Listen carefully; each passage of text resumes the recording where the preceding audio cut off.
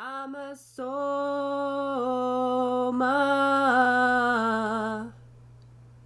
Jyotirgamaya.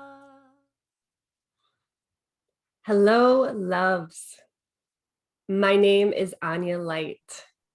Welcome to another episode of Cosmic Conversations, a podcast where I speak with intuitives, visionaries, and healers, and we learn together all the different, wonderful, beautiful ways that we can explore our cosmos. Today, I am absolutely, positively thrilled, happy, joyful, and grateful to be talking with my beautiful guest today. His name is Jason Keene. Jason Keene collaborates with couples and individuals, guiding them to create greater harmony and connection together through the principles of conscious relating. Jason is trained in and offers insights from the fields of alchemical hypnotherapy, hypnotic EMDR, hypnotic coaching, recovering coaching, NLP, healing touch, Reiki, and conscious relationship coaching.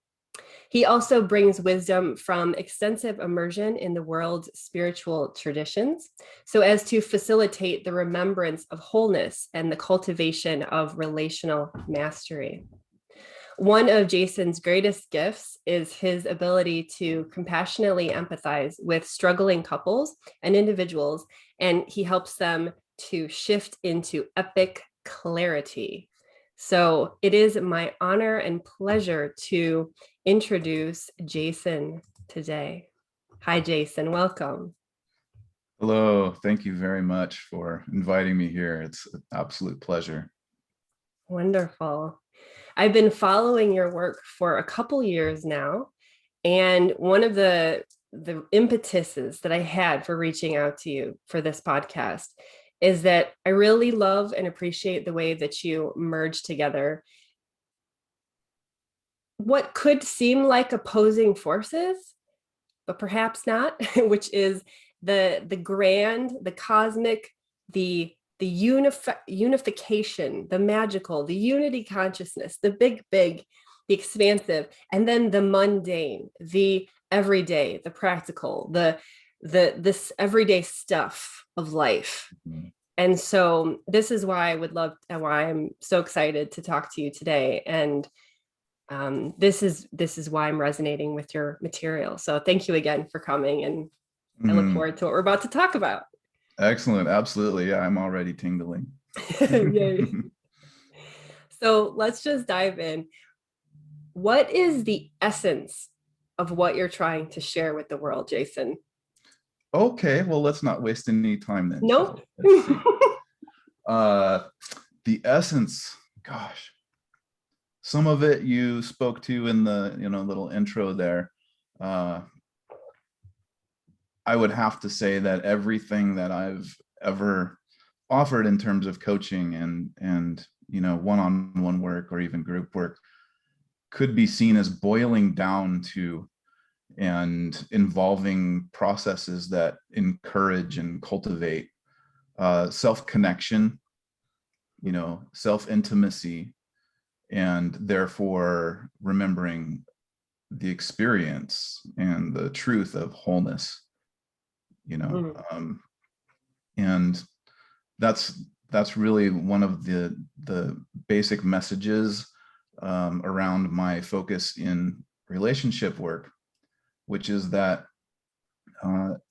in a truly conscious and interdependent relationship is one where two people are mutually engaged and committed to the process of individuating, becoming more who they are and what they are as individuals, which simultaneously and sometimes counterintuitively or paradoxically allows us to experience more connection with others, and relationships will bring up all of the places where we haven't really thoroughly created that sovereign sense of self, or the empathic routes of connection. So it's all about self-connection and therefore interpersonal connection. Do you think that that's what's missing in a lot of the relationship self-help or just the general field of relationship coaching and things like that? The focus on the self-connection, is that what's missing? Mm, mm. You know, I could look at it from both, I guess, multiple perspectives where, yeah, seems to be, in my limited point of view, a general wave or focus on the sovereign element where, you know, the concept or the value for self-sourcing and independent spiritual connection is emphasized and sometimes overemphasized from my point of view. And there are other waves or, you know, folks out there who are focused more on um, technique and skill and process in terms of communication and interaction, you know, things like that. And Mhm. you know, I know many people who focus on one of those or the other, and also integrate an overlap between the two. And the truth is, I don't know many anyway who seem to really truly embrace both ends of that spectrum with equal commitment and skill, frankly, you know. Yeah. Um, but that's a perception that I have, and I don't know if that's accurate, really, truly. Okay, so what you're saying is there needs to be a balance between Yeah. honoring the sovereignty of each individual in the relationship and focusing on that, and then equally focusing on the the tools, techniques of the dynamics, the personal dynamics, Mm, interpersonal dynamics between the people in the relationship. There needs to be a quite even balance, would you say, of both of absolutely. those? Okay. Yeah, it's very much like a yin yang where, you know, where each principle contains the seed of the other in its very center. Right. I love that. Yeah. In my own experience, I think that I can see different relationships that have swung in one or the other camp Yeah. for extended periods of time. So, what you're saying personally excites me to be talking about this right now. And I'm Mm, sure a lot of my audience has felt pulled in one direction more than the other at certain times. mm, So, and just as an example, I'm thinking about like I had this period where I was obsessed with nonviolent communication. And so it was all about like being very meticulous with every word that I was saying to someone else. At the same time, where does NVC leave out mm, room for each individual to have their own experience, regardless of the words that are being said, and taking responsibility for our own sovereign, that word just feels so good to say, mm. sovereign expression, even if it doesn't conform to that particular mode. Right. So, Yeah. yeah. Yeah. Yeah. And I think I would feel remiss if I didn't speak up for, you know, Marshall Rosenberg and the NVC community if I didn't say something like, you know, when you get deep and long term about your commitment, you know, and I don't think I'm educating you or anything, but like when we get committed and deep in our long term commitment to the discipline of NVC, it goes so much deeper than uh, you know, the four steps.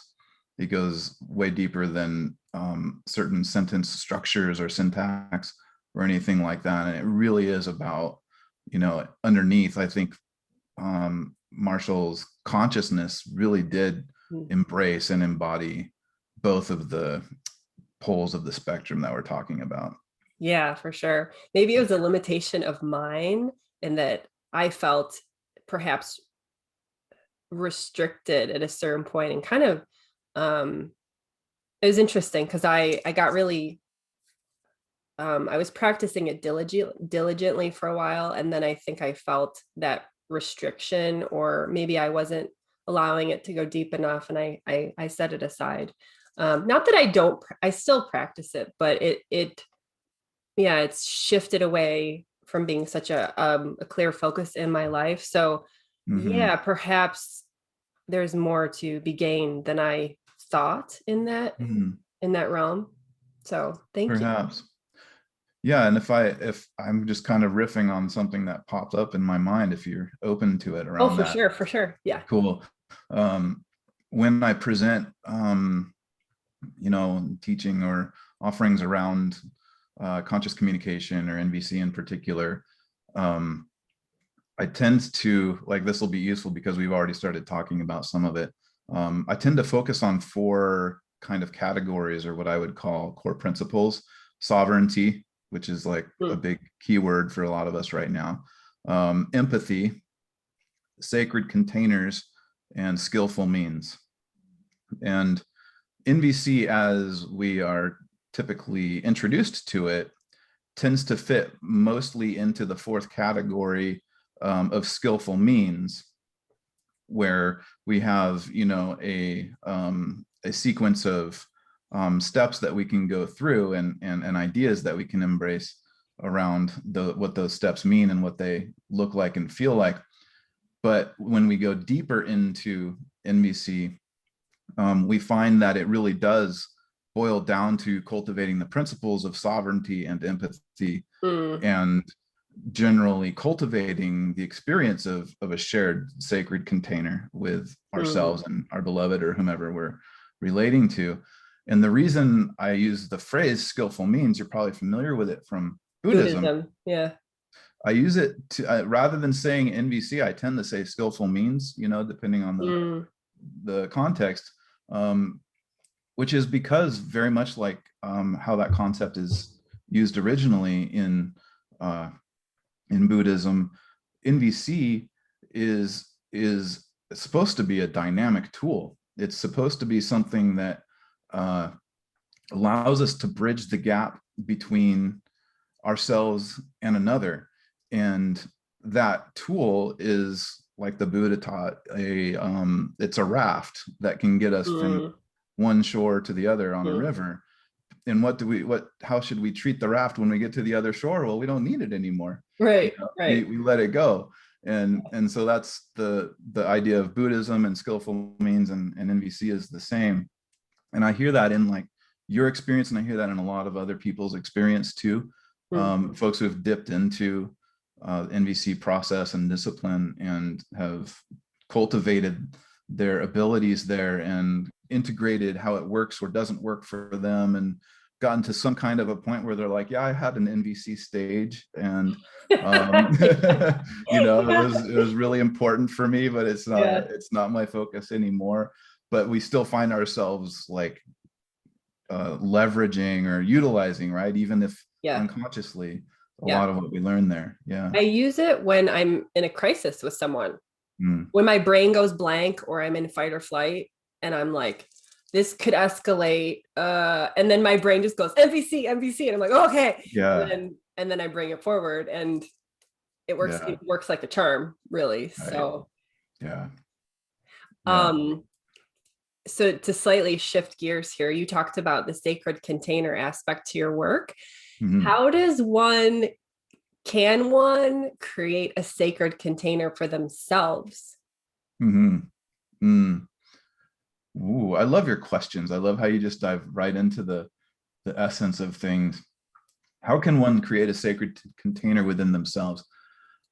I'll use the phrase self-intimacy again Hmm. as a starting point.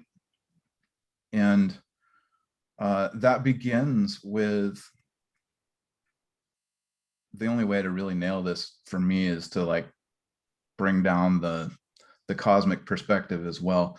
Um, our paths and our processes as spiritual beings, having a human experience and being involved in the arc of evolution and growth here on this planet, we're here to simultaneously, from my point of view, ascend in consciousness and also descend in embodiment.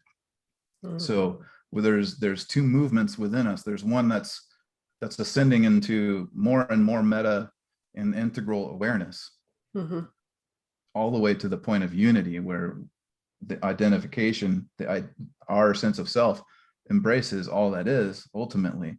And there's also the descending movement into embodiment, where that sense or perspective or experience of self and consciousness as all manages to gradually become more and more embodied in how we experience the sensory components of our physical selves, physical, emotional, psychological, from the finer density all the way to the densest components of our experience.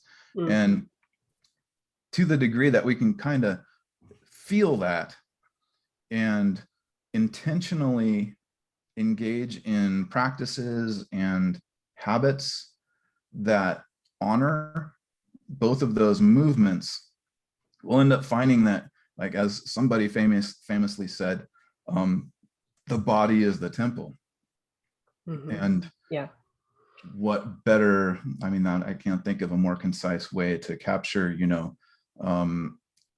a sacred container being our physical body, but not even just our physical body, our body, our physical body, the biological body, but also the emotional body, the energetic body, and the spiritual body that we experience as individuals. So if we recognize, or if we just learn to see our individual experience as a hologram of the whole, then the more we can contextualize that, the more sacred our individual experience will be. Oh, I love that so much. In my yoga training, one of the things that ruffled my feathers often was this constant movement away from earth, away from the body, away from, and I'm not saying this is all of yoga. Let me be clear. This is just certain lineages where, one example was in one of my trainings, one of my fellow students asked, why do we use rubber yoga mats? Like, where did that come from? Like, these rubber things, like what? And the teacher said, well, rubber is a good shield between yourself and the earth, because you don't want to let the earth's gravitational pull you down. You don't want to feel the earth too much. You want to always be like looking to rise and ascend into these higher planes of consciousness, and the earth is going to mess up your energetic field.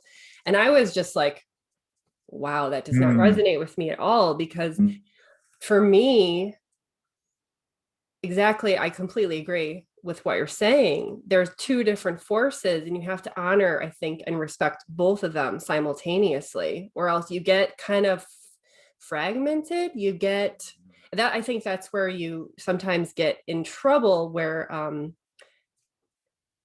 we'll say sometimes people go on a spiritual journey and then they get a little lost or misguided because they're too super focused on the up motion. And then they can kind of lose sight of their own personality flaws or their own like areas that they need to work on in human relationship. You've got the gurus who like are molesting children as an example, kind of a dark example, but where does that come from? There's a schism in their relational skills as a human, so yeah, I think it's like balancing the two forces. I love the way that you put that. It resonates a lot with me. Do you think that let's say let's project ourselves 100 years into the future, Jason, and like have a little look-see at intimate relationships. Our relationships 100 years from now, are they balanced in those two forces, or what's going on in the future with relationships? Where is it going? once again, I am in such deep appreciation for your questions because they just go straight to the heart of what I feel ready to be spoken. So thank you for that. And I don't think anybody's asked me where I see relationships in 100 years before. That's just absolutely brilliant. So thank you. Because it really does wonders for my thought process to be able to contextualize certain ideas in that way. Instantly, what comes to mind to me is the 4 stages of consciousness. I know you and I have spoken at least briefly about it. It's a big structural component of my coaching and my worldview, where spiritual consciousness and the 4 stages that I find the most useful to delineate help a lot to understand and relate to any given experience, particularly in conscious relationships. And just for brief conversational purposes, we'll say that stage 1, 2, 3, and 4 are victim, control, conduit, and union. Could you say that again? Just Yeah, you want a me little to slower, go a little just for deeper? people Yeah. that have never heard this. So victim, control, conduit, and union. Okay. And victim, and there's just a quick kind of like a narrative statement that helps to capture it. When we're in victim consciousness, we tend to experience that life is happening to us.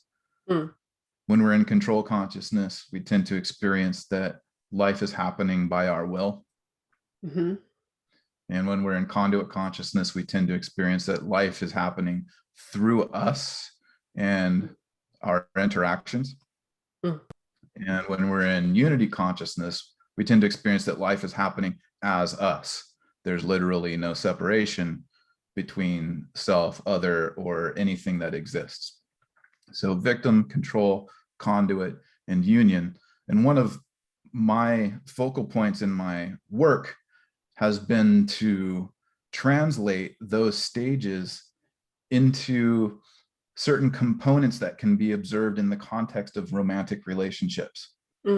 So I've created a chart, or it's a map or a model of the 4 stages of consciousness in relationships. And where we have victim, control, conduit, and union in relationships, I tend to call a relationship that's mostly in stage 1 an immature relationship, which most of us have experienced. And a relationship that's mostly grounded in a stage 2 or a control consciousness, we tend to call that, or I call that, a conventional relationship. That's where most of the world seems to be in its healthiest forms, mainstream wise. When we're in a stage 3 or conduit consciousness, we tend to experience relationships through what I would call a conscious relationship, where we're actually intentionally present to the processes that are happening between us, and we're kind of more stewards of them and facilitating the we space and the emergent intelligence of that we space. And then stage 4, when we're in that, we tend to experience our relationships as ecstatic. So victim, control, conduit, and union translate to immature, conventional, conscious, and ecstatic, where that conduit phase in unity turns into we're just ecstatically, playfully, rapturously, everything about what we're doing and seeing and experiencing is self and sex at the same time, and that's just glorious. And of course, we could talk for many hours about how the 4 stages look and feel, and even more importantly, how they progress. But that's the frame that pops into my mind instantaneously when you ask me, where do I see relationships in 100 years? And my answer is, okay, let's look at it through that lens, because that's exactly what I see. What I see is that the mainstream emphasis has been on stage 2, cultivating a stage 2 healthy form of relationship for a really long time, and so much virtue has emerged out of that process. And at the same time, it's, we're part of the flow of this giant river of evolution, and we were never meant to stay there. What's happening now, like in terms of conscious community and spirituality, and the essential, valid, and important movement of the new age movement itself is about identifying and letting go of, dismantling and replacing the structures from stage 2 that no longer serve us. So we're actively in the process, actively and inactively, consciously and unconsciously engaged in this like collective process of shedding the old structures of conventionality and conventional relationships and replacing them with a recognition of and participation in and service to conduit consciousness, the higher intelligence, God, spirit, source that is working through all of us and directing us through all of our individual and collective processes of growth. So in 100 years, what I see is that our collective center of gravity, where we tend to fall back, or where we tend to operate the most, will be less in stage 2 and more in stage 3, conscious relationships. It'll become more and more common by then. Awesome. People will be engaged in this kind of dialogue and cultivating their own sacred spaces within themselves and between themselves and others. Yay. I had an intuition that you might answer it that way. Yeah, not surprising. And that's cool. I'm wondering, so where people are at right now, and you can just, this could be just a gut reaction kind of a feeling, but how many people do you think have actually achieved the 4th stage?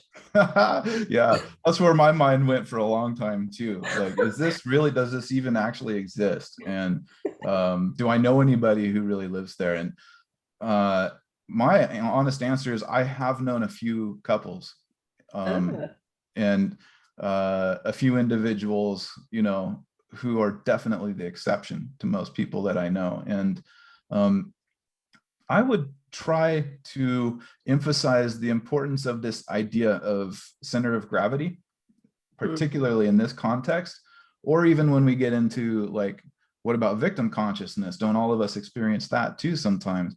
And it's an absolute yes. Like this 4-stage model, it's not about pigeonholing ourselves or anybody else and saying I'm stage 1, 2, 3, or 4, or they are, or whatever. It's really a continuum, and we can all embody all 4 stages at any given moment. And what we want to do is identify, this is a lot of this coming from spiral dynamics and integral philosophy as well, the difference between states and stages.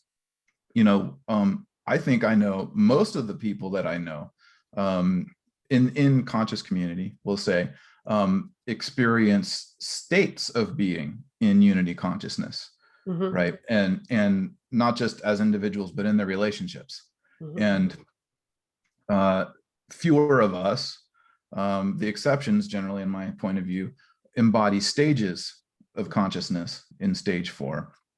But the virtue in naming that there is such a thing as stage 4 as opposed to state 4 is that as we have these experiences of states of consciousness in these higher planes or awarenesses or states, we recognize, like, and I think you can feel this too. I would be surprised if you didn't. Like, this is closer to the truth than anything else that I'm living. And when we experience these states of unity, we're like, this is it. I've arrived. Like this is the thing that I've been waiting for, and this is where I want to stay.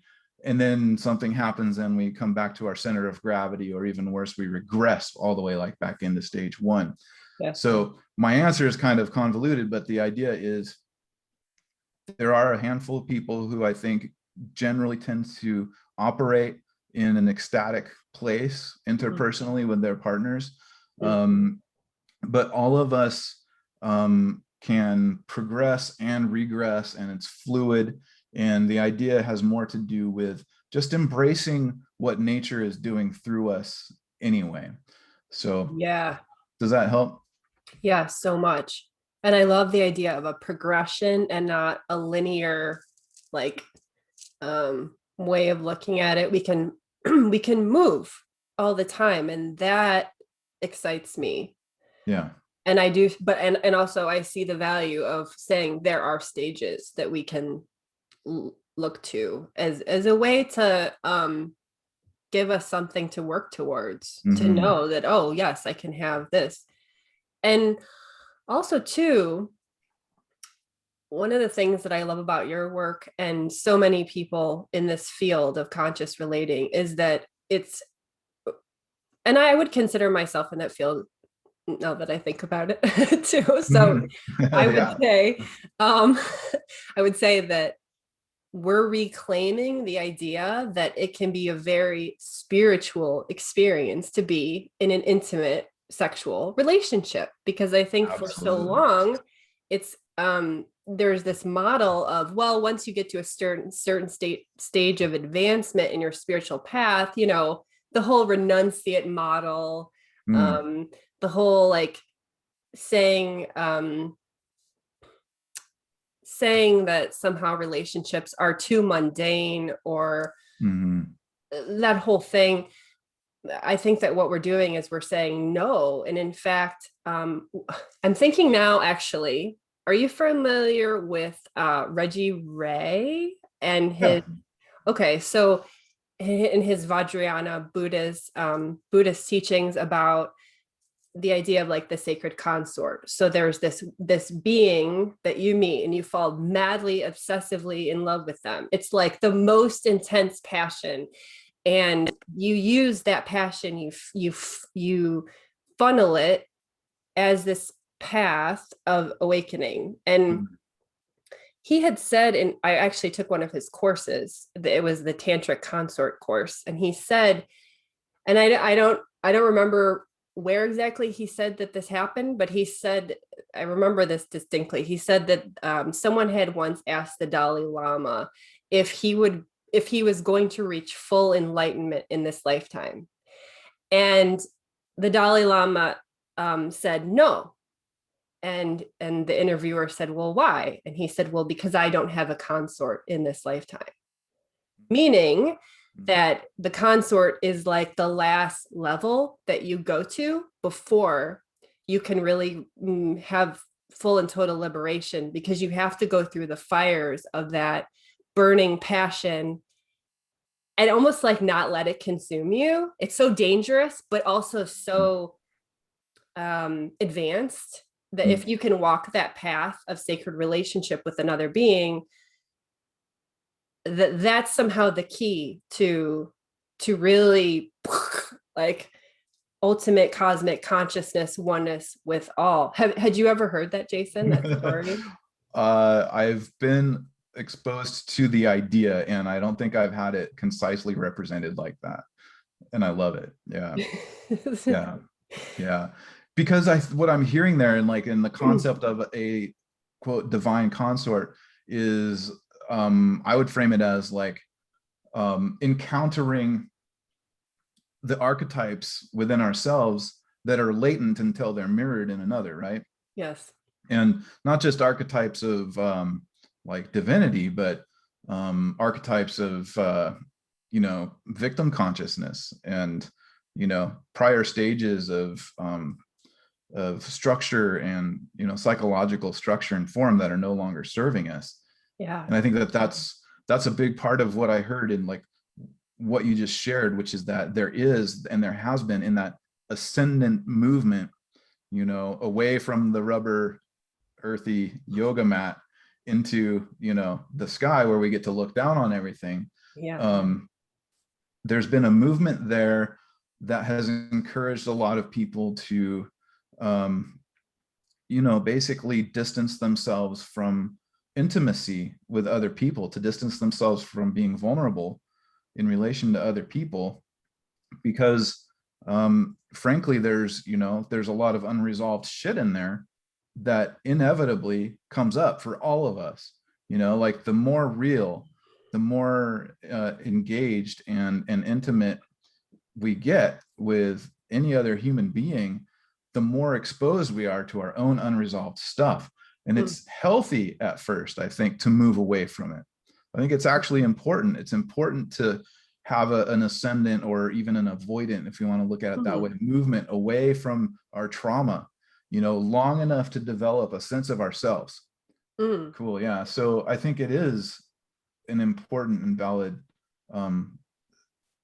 chapter or process or stage for a lot of us to go through, where we distance ourselves from the muck. We distance ourselves from our trauma, from the muddy abyss within ourselves, deep down in our unconscious and in our body mind, to generate more perspective, more objective perspective on reality. Yeah. Where we're not constantly being blown around by the winds of our unresolved pain, and to develop a more stable sense of self, and have a stable sense of self where we can be more objective.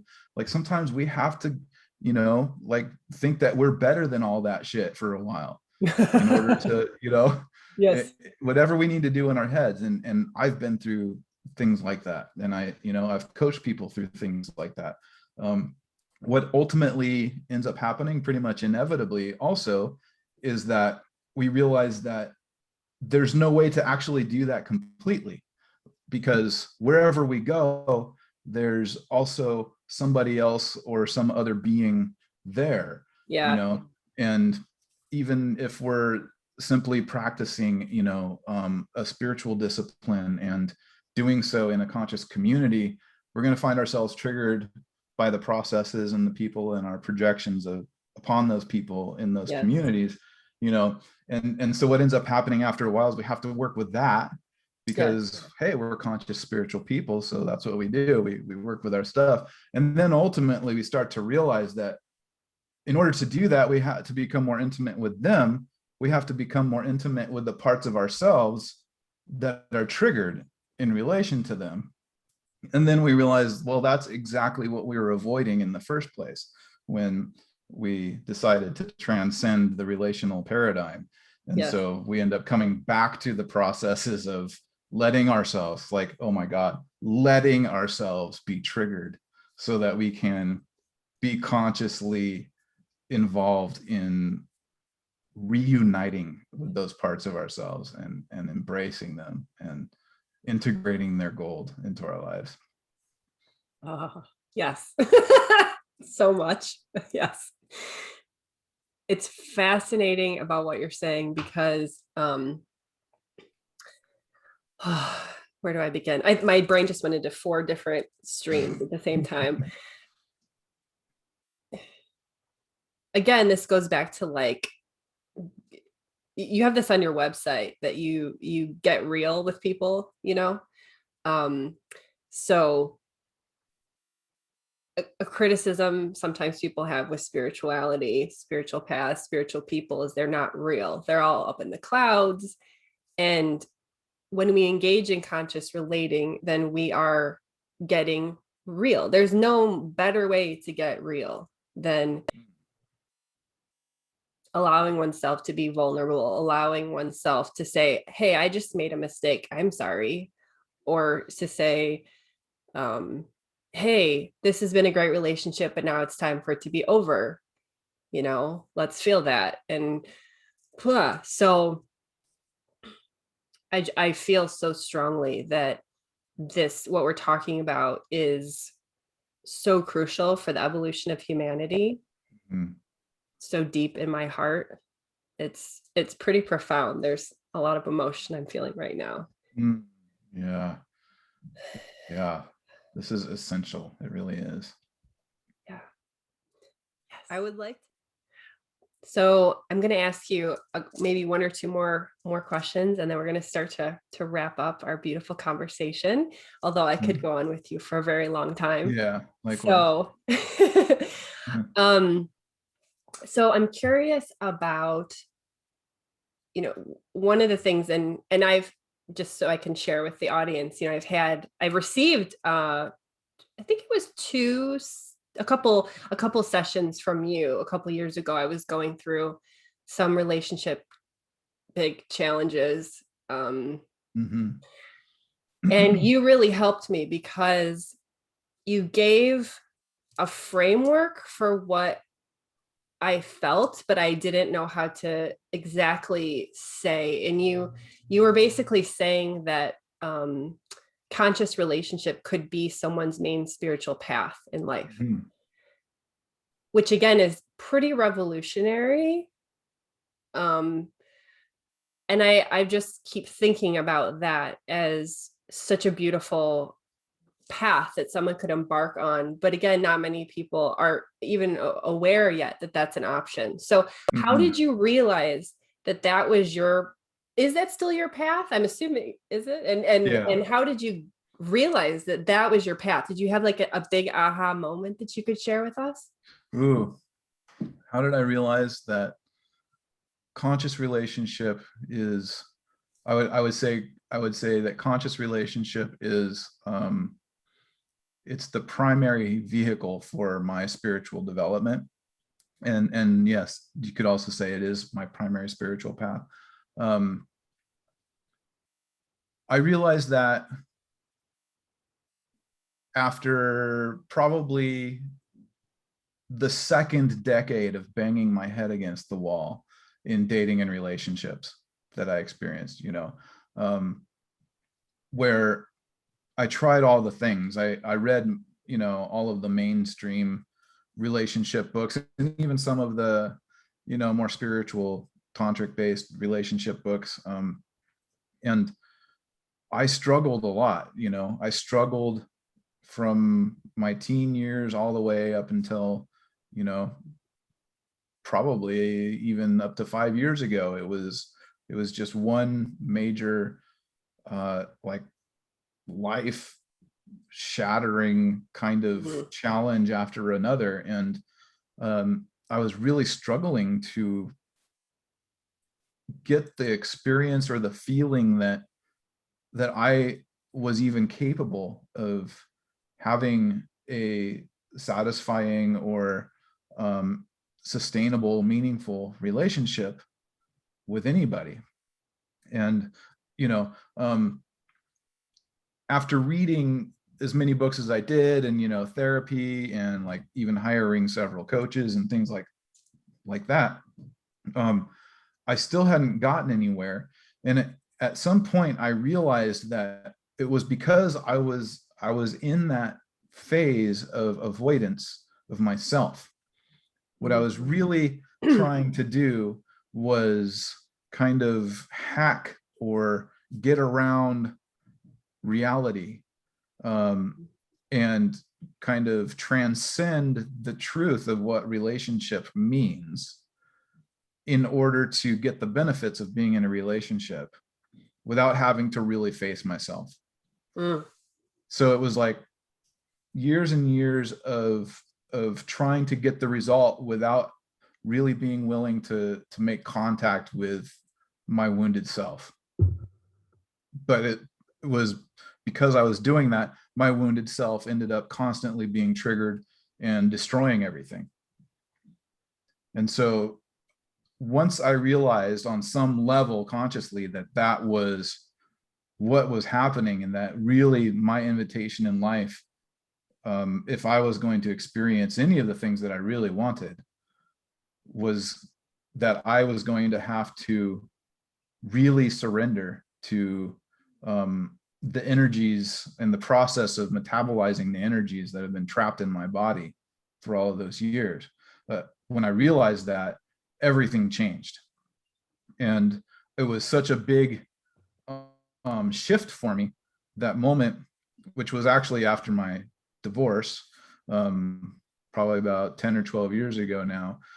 That was the moment that shifted everything, where I hit a rock bottom kind of a place, and I wept for days and days, like just like complete ugly cry, weeping for days, grieving.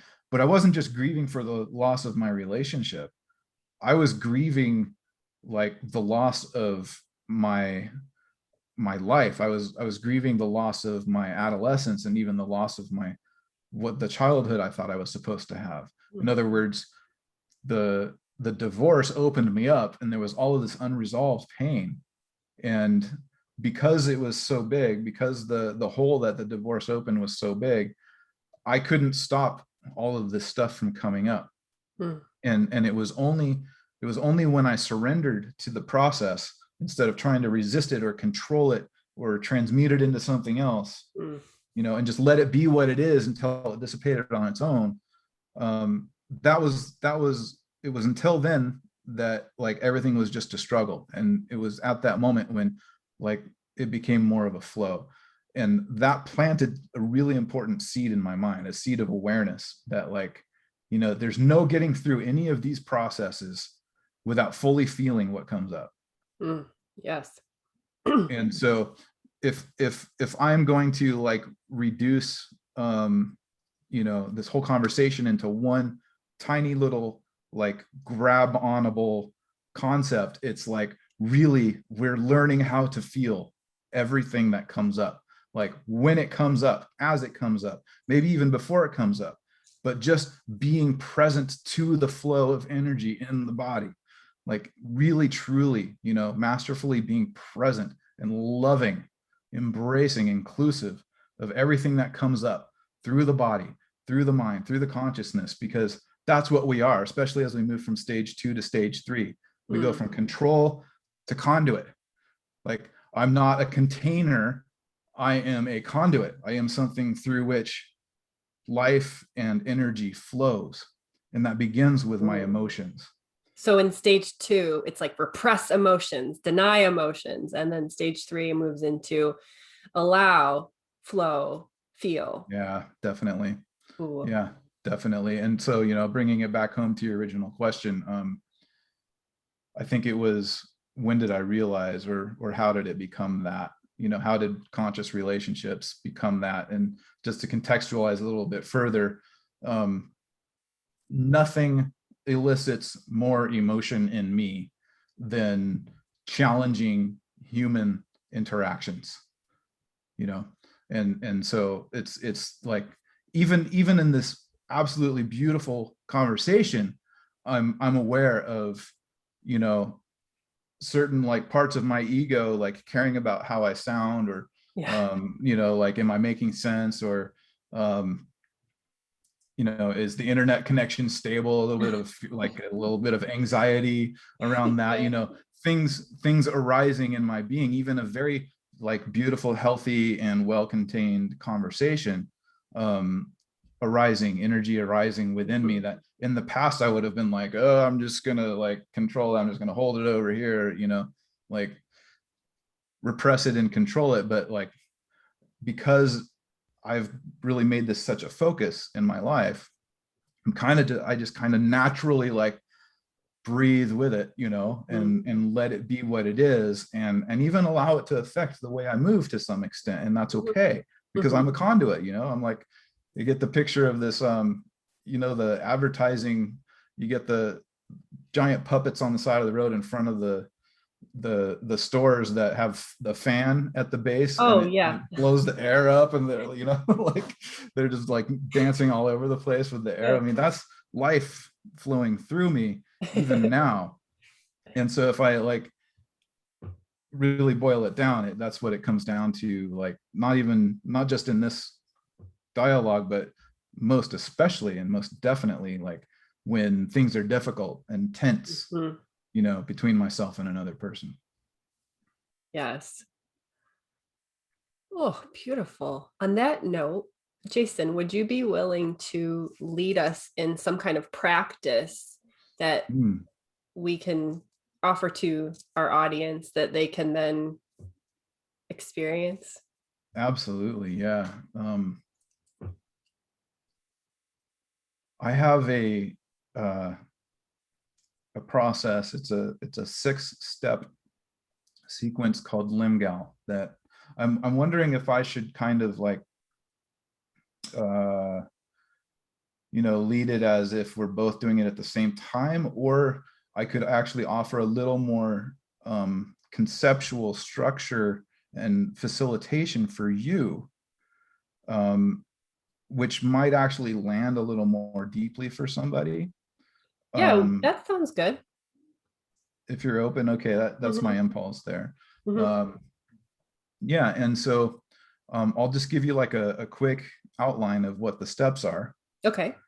And then you can pick some kind of content that you have access to emotionally. Okay. And we'll just go through the steps briefly. We'll do a brief version of it. Awesome. Okay. So it's called LIMGAL, LIMGAL. Okay. And it's a hybrid of a lot of different things. And I'm sure you'll recognize a lot of them, if not all of them. And it just basically begins with L, which stands for location. So LIMGAL can be used for an emergency, or it can be used as a practice, like sitting on the mat kind of practice.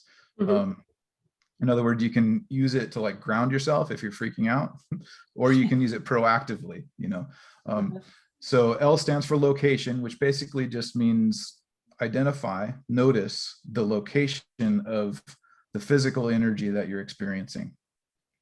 Okay. You can go really deep into that. You can go into like texture and shape and color, size, movement, all kinds of stuff when you're doing that step. But location, invitation, which is about a mental shift into allowing the energy to be there. And in fact, we're not just going to allow it, we're going to invite it all the way in. Kind of like we're inviting a friend in to sit down for tea. And that can be a deeper step as well. M stands for message, which is a mental disposition of being receptive to the body's wisdom that's inherent to all physical sensation, particularly emotional sensations. Even if contextually they're uncalibrated to life, our emotions have a message to them that matters and is important and is absolutely valid by virtue of its desire to serve. So location, invitation, message, and in message, we're actually asking our body, what is it trying to tell us? And we're listening to the message of the energy or the emotion or the sensation. G, so LIM, and then G is gratitude, which is another mental shift for a lot of us, counterintuitive mental shift, which is an attitude of appreciation, gratitude, saying thank you to not just the emotion itself, but to the deeper wisdom of the body as it's attempting to communicate with us and contact and connect and have rapport with us. So we're having gratitude for our own deeper self for reaching out and up to us. And then A is for action, which is about engaging the will in relation to the message and the movement of the emotion. A lot of practice is centered all around evaporating the emotion or redirecting the emotion or simply being present to the emotion. But we're actually, I have learned and believe, doing ourselves a disservice if we're not open to the possibility that the appropriate response to the body's wisdom is sometimes to do something. Yes. Either right now or maybe in a few minutes or maybe next week, and so we're engaging not just the intellectual mind, but the higher self in that step. In that step, we're asking like our more conscious and integrated, actualized self, what would be an appropriate action in response to this message? How can I honor my own wisdom and my being to in response to this message? So LIMG, A is for action, and then the last step is L, which is love, which is all about this final inclusive, all-encompassing energy of embrace of your mind, your body, and the emotion as it's as it's flowing through you. Okay. So I don't think I've suggested anything that's actually like new or revolutionary in and of itself, but like if you combine those steps in sequence, when you're triggered, let's say, and you actually have an intense emotion rising, it doesn't have to be like a 7, 8, 9, or 10 on the intensity scale. It can be 1, 2, or 3. What it's doing is, what I believe is actually appropriately relating to our inner selves. It's a well-calibrated and skillful response. It's teaching ourselves a well-calibrated and skillful response, the appropriate response to our own nature, to our own being, to what we really are. And to the degree that that's true, it's dismantling the matrix of oppression and repression, suppression within us that has us separate, not intimate with ourselves. So that's yes, because the LIMGAL. matrix can only survive and thrive if we are disconnected from ourselves. Yeah, exactly.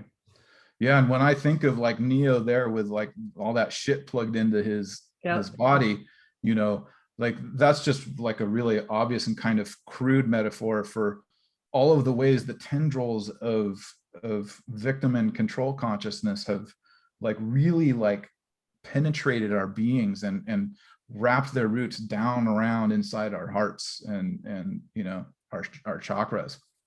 So yeah, do you feel like it would be a good time to try it out? Sure. Okay, cool. Okay.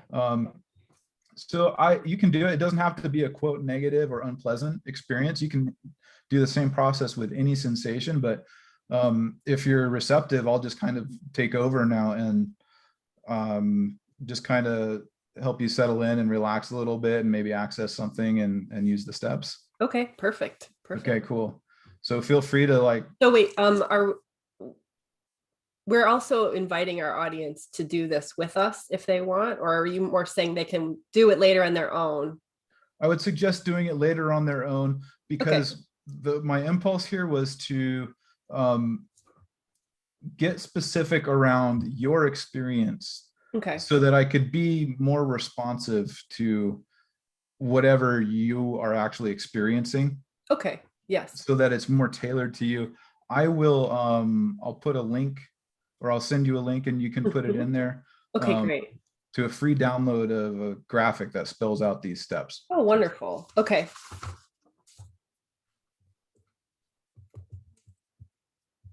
All right. I am ready whenever you are. Okay. So I just want to, with gratitude and respect, gently invite you to just temporarily set aside the role of facilitator. Just put it on the table right in front of you and just kind of let it sit there. It's beautiful. And you've been doing an amazing job. And I just want to give you permission to just kind of relax in your body and just know that I'm your ally here, and I'm here to facilitate your organic movement, your authentic emergence of being, whatever that may be. So there's an intelligence that's present with us here now. It's within me, it's within you. I am in service of that intelligence. And it has a gift for you today, I'm presuming, since it tends to. And I would just invite you to like sit back or do whatever it is that you are inclined to do in order to settle into your body and just kind of relax. You can go ahead and close your eyes. You can kind of just let yourself really actually turn your attention more inward than outward, as my voice kind of becomes an element or a detail, a kind of a feature in the background. In the foreground of your awareness is your own body, your own physical experience. What does it feel like for you? And this is just for you to ask yourself inside, what does it feel like to be in this body right now?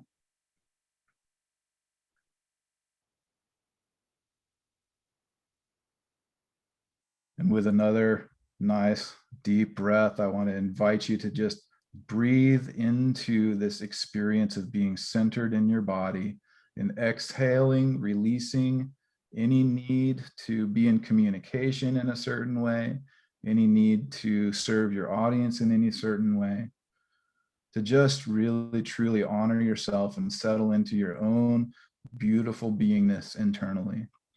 And my voice will continue to become even more in the background, but present.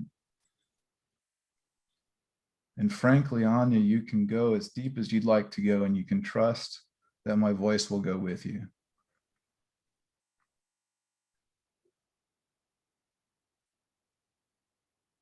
And just breathing.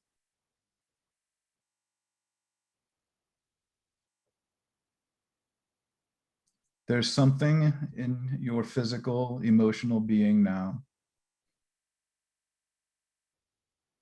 And I want to invite your highest knowing, your wisdom, to tune into whatever is most aligned for you to notice and call forth right now in your emotional experience.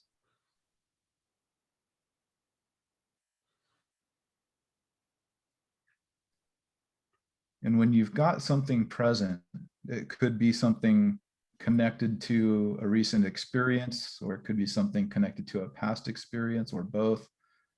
When you have the content and the emotional or physical sensation present, will you please just nod gently? Okay. Beautiful. All right. So we'll just go through the steps very gently. We'll start with L. So as you consider this experience and you have this emotion, if you feel like sharing it with me, feel free to speak brief statements. Otherwise, you're also free to keep it within yourself. Where is this sensation located physically in your body? In my sacral chakra. Okay. All right. And just for a taster of how deep it can go, what are some qualities of this experience, the sensation in your sacral chakra? Strength and lightness, and kind of like a bubbling energy, like a movement, like a momentum, like a change, a shift. Okay. Beautiful. And what size is it? Is it large, Huge. small? Oh, it's huge. Wow. It's Okay. like coming out of my body, like Wow. radiating out. Radiating outward. Yeah. Okay. Kind of concentrically, or is it spiraling, or Yeah, concentric, okay. like a wave, Uh-huh. like waves in a pond, like after a Beautiful. yeah. Beautiful. All right. And does it have a color or a It's texture? purple. Purple. Beautiful. Okay. All right. And again, you can, in the future, you can go really deeply into asking yourself, being very curious about what the qualities of this sensation are. So there's location, and is it still in your sacral chakra? Yeah. Okay. So invitation now is to invite it all the way in, or at least as far into your awareness as you're capable of holding it right now. And do you feel that shift in your consciousness? Do you feel that Yeah, it direction? felt Uh-huh. like my whole spine just lit up with energy. Beautiful. Okay. So there's invitation. Do you feel like you need anything else for yourself internally to be in a disposition of inviting this? No. Beautiful. So we'll move on to M, message. Just listen and hear, ask yourself or receive what you already know. What is the message from deep within? Often it's the language of needs or desires or values. Mm. um, it's just saying go, go, go. Ooh, okay. Yeah, and you get to decide whether you've fully received the message or not. Mm-hmm. Okay, beautiful. G is for gratitude. So Mm. just turning toward it with reverence and respect for the wisdom in that message and the mechanism of energy and sensation that has delivered that message to you. Just turn toward it with gratitude. You can even have the thought internally that says, I appreciate you. Thank you. Thank you for your message. Whatever feels good. And just nod when you feel complete with that. Okay, good. And then A is for action. Again, eliciting your higher self, your deepest, widest, highest wisdom. Is there an action that is appropriate to honor this message, either right now in this moment, or maybe sometime in the future, or maybe never? And you can There feel is. free to either speak it or keep it to yourself.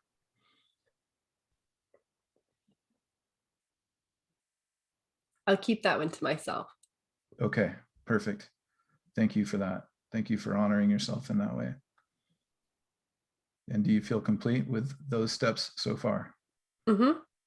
So finally, we want to move to L, which is love. Mm. Now, I want to emphasize that when you get to love, you're still in the same posture. You're still internally positioned to know where the location is. You're still aware of the location. You're still in a posture of inviting it to be in there with you or around you or wherever it is. Mm-hmm. You're also still in tune with the message.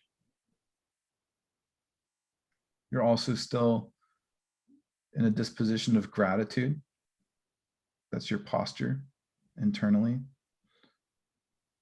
You're also still aware of the intention to engage the action you've identified. And so now L is to tune into the vibration, the frequency of love, which I know you have rapid access to.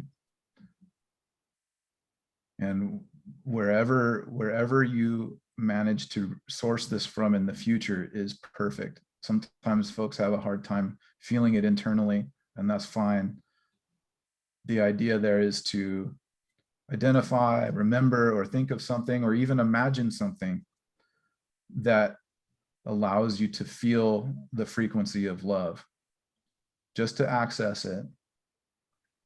And if you're fortunate, it's already right there in your heart or wherever you may be feeling it.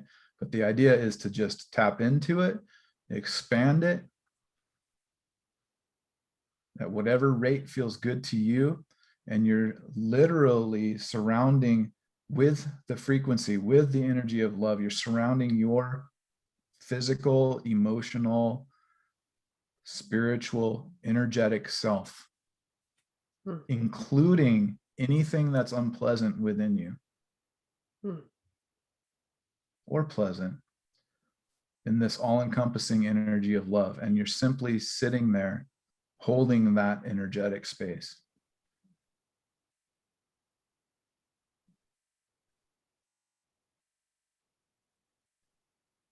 And I want to invite you to luxuriate in that for at least another moment or two or three.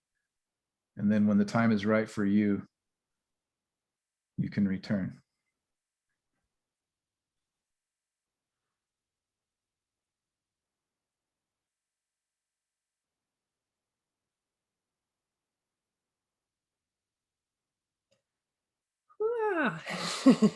Ah.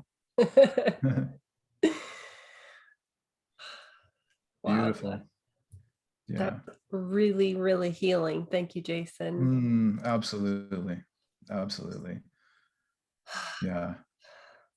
I genuinely feel honored to have you there doing what you're doing. The part of me that's aware that there are no others, Mm-hmm. the part of me that knows that you are also me Mm-hmm. and part of this big orchestra of evolving beingness. Mm-hmm. I genuinely feel gratitude for your willingness to self-connect repeatedly. Yeah. Yes, that was a really beautiful process. And I liked ending it on the love vibration and just like enwrapping everything, including maybe negative things, everything in that love. I could just feel it like around me in my aura. And it just like was washing away, because what my action is going to be somewhat challenging in the future. There's going to be some hard moments. I know that. And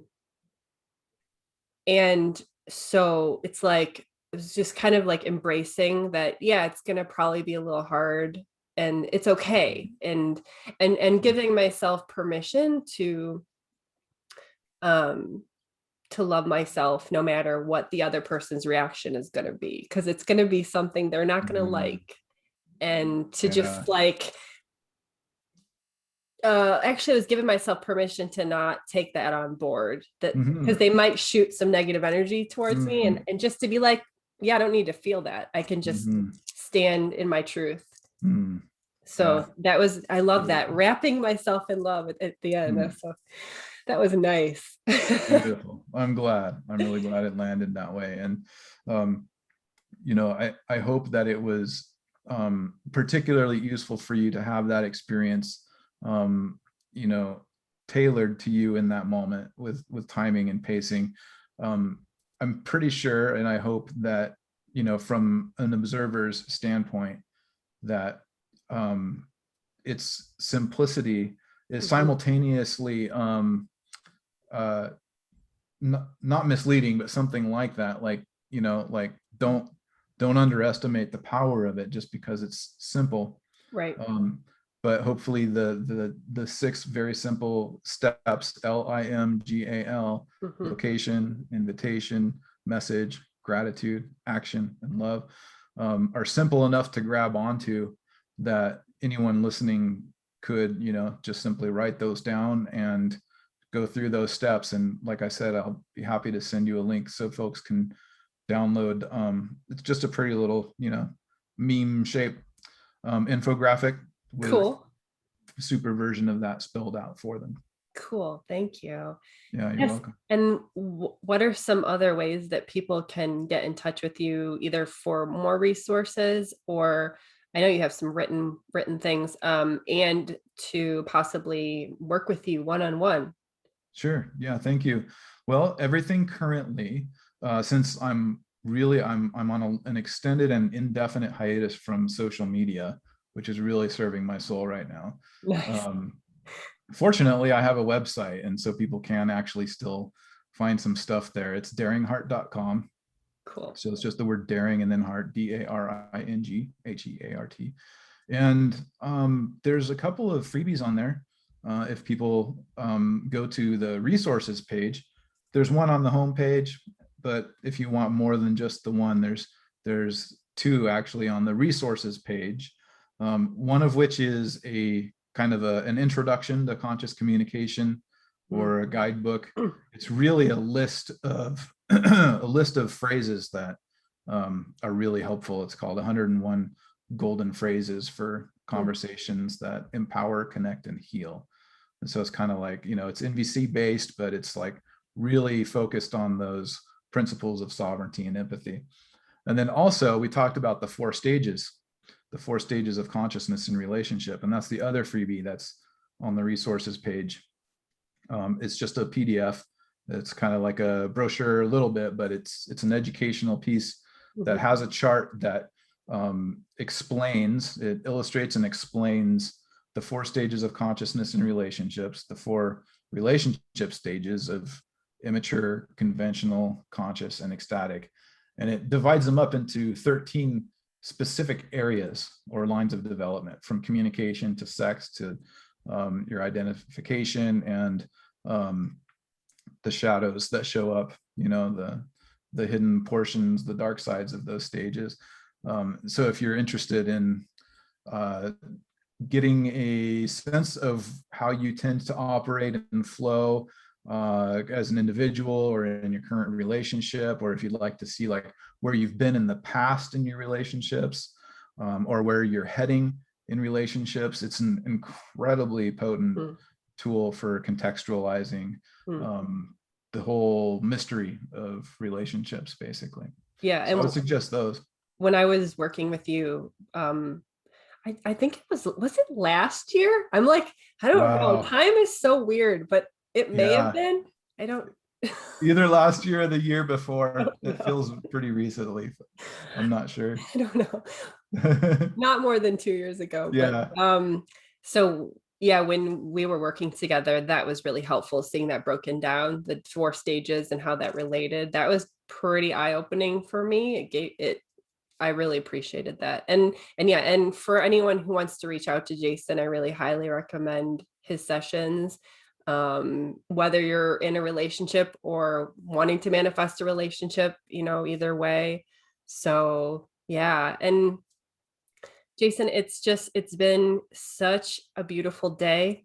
I'm so grateful Mhm. to you to Mhm. co-create this experience. Mm. Time has literally stopped for me. I you know I'm just really have enjoyed hearing the wisdom that you have to share and that you've cultivated within inside yourself, all the work of self connecting that you've done Mm. and all those little moments of every day, and then to getting you to where you are today, with which is, we all have more work to do. You got more work to do, I got more work to do, but like celebrating in this moment the mastery that you've achieved in relationships.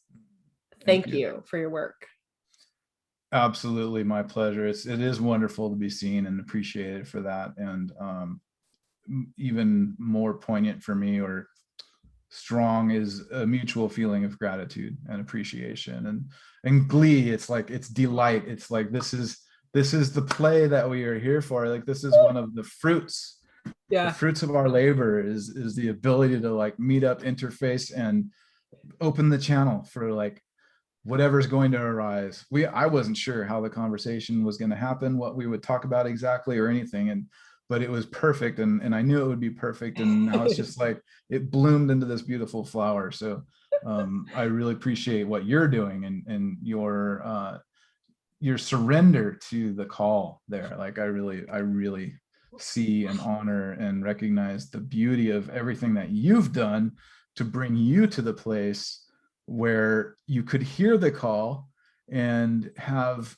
the maturity and the tenacity to turn toward it, and to uh, structure yourself and schedule appointments and make it freaking happen. That's just really important.